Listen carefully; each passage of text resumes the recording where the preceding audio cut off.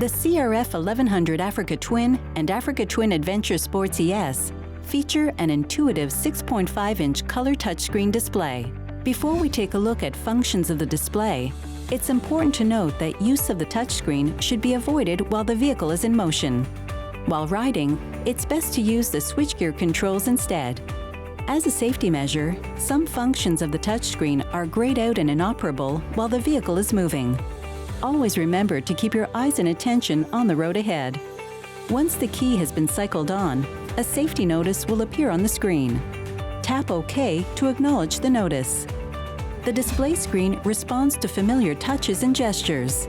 Instead of using the handlebar controls to cycle through ride modes, you can simply swipe left or right on the screen.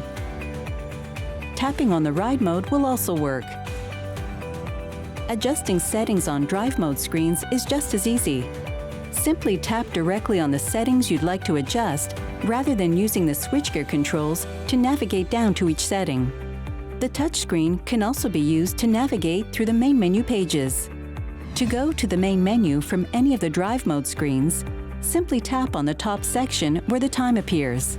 Here's an example showing just how quickly you can navigate through the main menu pages using touch controls. Let's say you would like to assign a function to your favorite switch. You would start by pressing Settings. Then tap Display. Touch the arrow on the right side of the screen to scroll down the page.